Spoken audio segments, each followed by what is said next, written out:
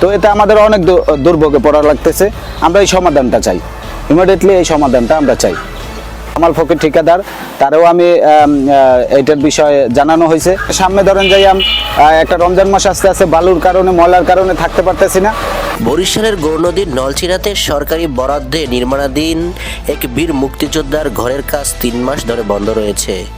স্থানীয় সূত্রে জানা যায়, ঠিকাদার নির্মাণাধীন সামগ্রী ব্যবহার করায় পরিবারের সদস্যরা মানসম্মত উপকরণের দাবি তুললে কাজ স্থগিত রাখা হয়েছে।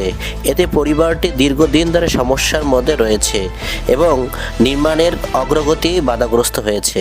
আমার নাম মোহাম্মদ আলামিন খান, বাবার নাম বীর মুক্তিযোদ্ধা মোহাম্মদ কালু খান। আমার ঠিকানা গৌরনদী নলছিরা গুচ্ছগ্রাম। দেখতে পাচ্ছেন আমার পিছনে যে আবাসনটা আছে, এটা হলো মুক্তিযুদ্ধ ভবন। মুক্তিযুদ্ধ মন্ত্রণালয় থেকে বরাদ্দকৃত একটা বাজেট, তো 18,34,000 প্লাস টাকা।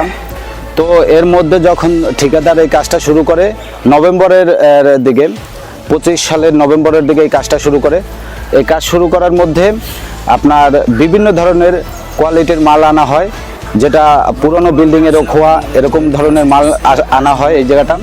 তারপর এই জায়গাটা 3 নাম্বার আর মিক্সচার 4 নাম্বার এরকম কোয়ালিটির মাল ইট দিয়া এই ভবনটার কাজ করা হয়। তখন আমাদের ফ্যামিলি থেকে আমরা বললাম যে এই মালামাল দিয়ে কাজ করা হবে না এবং এই ঝুঁকিপূর্ণ ভবন গড়তে পারবেন না।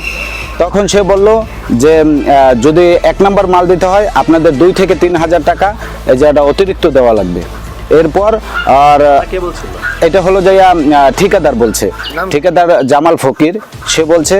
এবং ধরেন যে এরপর আমরা এই কাজের সাথে এই বাজেটের যে আপনার যে টাকা, এই টাকার সাথে আমরা রাজি হইনি।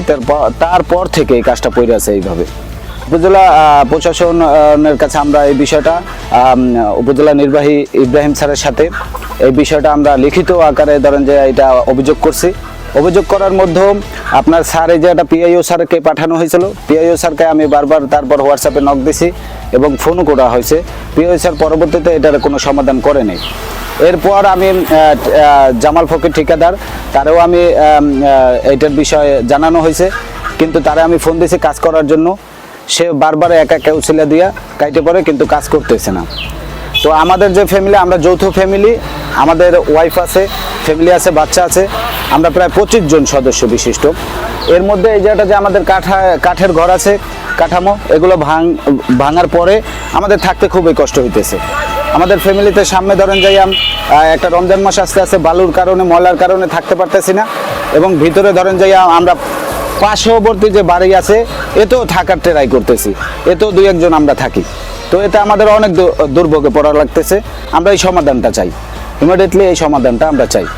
এ বিষয়ে ঠিকাদার জামাল ফকিরের সাথে যোগাযোগ করলে মুঠোফোনে কল দিলে কল রিসিভ করে বলে জরুরি কাজে ঢাকায় অবস্থান করছি বলে কল কেটে দেয়। এ বিষয়ে উপজেলা নির্বাহী অফিসার মোহাম্মদ ইব্রাহিমের কাছে জানতে চাইলে তিনি বলেন, তদন্ত করে সত্যতা পেলে আমরা আইনগত ব্যবস্থা নিব এবং নির্দিষ্ট সময়ের মধ্যে দ্রুত মানসম্মত সামগ্রী দিয়ে ঘর নির্মাণ কাজ সম্পন্ন করা হবে।